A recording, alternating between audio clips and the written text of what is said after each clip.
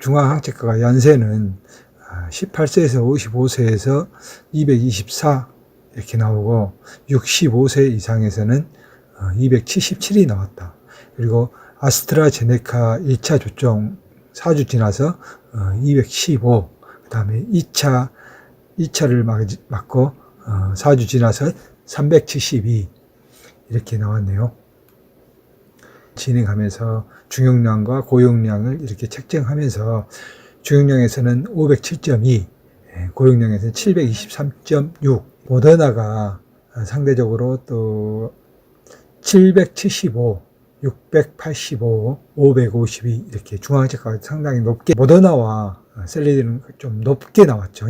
그래서 참 셀리드가 중앙항체값이 굉장히 높게 나왔다. T셀 수치가 셀리드는 775, 662, 919 이렇게 용량에 상관은 없이 다 높게 나왔어요. 고용량에서 919까지 이렇게 나왔는데 굉장히 높은 거죠. 그래서 모더나가 상대적으로 좀 그래도 좀 셀리드보다는 못하지만 564, 모더나 564, 화이자 398, 얀센 96 이렇게 해서 수치가 나왔는데, T셀이 상당히 많으면 바이러스를 참여시키고 가장 셀리드에서 장점 이렇게 높은 거 수치가 높아가지고 강하게 된다고 해서 T셀의 가장 강점을 가지고 있는 게 셀리드 백신이라고 합니다.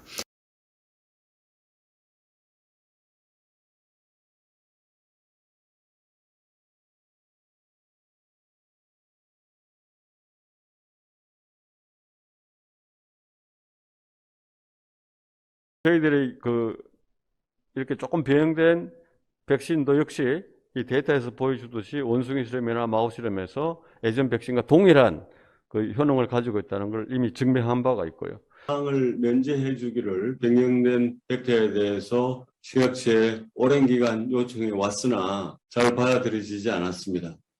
그래서 식약처 요청사항은 일단 간단하게 해서 일상을 실시한다면 그동안의 데이터를 같이 함께 봐서 바로 2B와 3상의 임상을 고려해 줄 수 있다.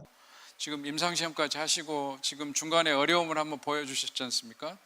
식약처에서 빠꾸당해가지고 새로 시작하는 이런 상황. 오해가 조금 아까 저기 우리 이준행 교수님 우리가 식약처에 빠꾸당 그런 건 아니고 죄송합니다. 아니 그런 게 아니고 이제 우리가 이게 결국은 암 치료 백신에서는 스몰 스케일로만 했고 그런 점에서 관점을 유지하다가 이게 이제 1000리터, 5000리터를 가야 되는 그 이슈들이 이제 등장하고 거기에 위험 요소들이 발견되기 시작을 한 거죠.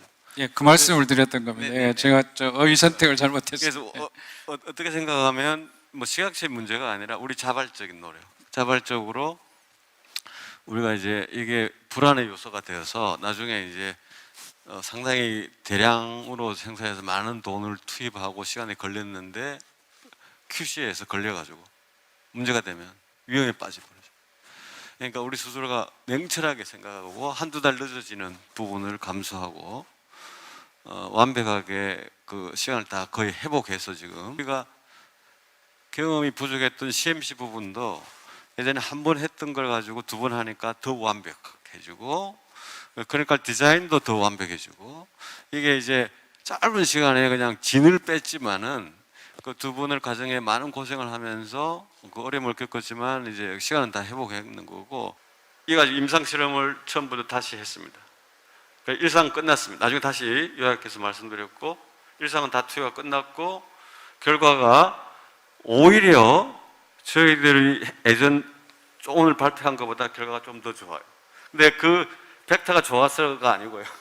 저희들 생각에 이러한 과정에서 그 버퍼를 스테빌리제이션을 좀 더 높일 수 있는 버퍼를 사용해서 그런지 오히려 결과가 이런 그 새로운 백신에서 더 결과가 좀 좋아 보여요.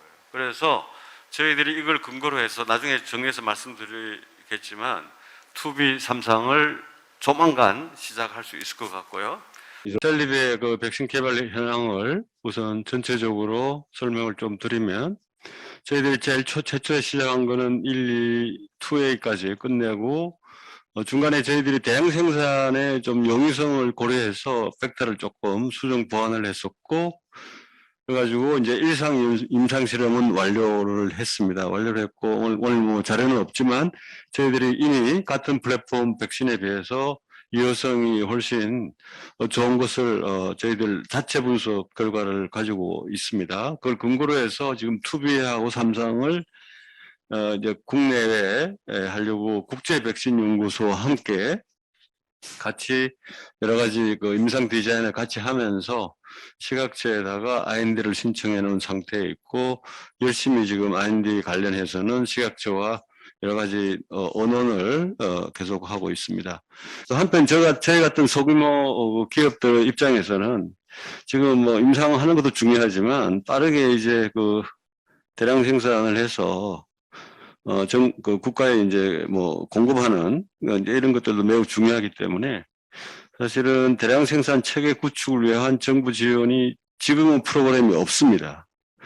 저희들도 가계부 지원이나 복지부 지원, 임상 지원이라든지 연구 지원을 받고 있는데 지금 대량 생산에도 상당히 많은 경비가 들어가거든요. 그래서 이런 별도의 프로그램이 없다는 것이 좀 아쉽고, 만약에 그것이 이런 프로그램보다는 그동안 논의되어 왔던 성구매라든지 뭐 이런 걸 통해서 함께 묶어서 갈 수 있다면 뭐 그것도 바람직한 일은 아니겠느냐, 이렇게 말씀드릴 수 있고요.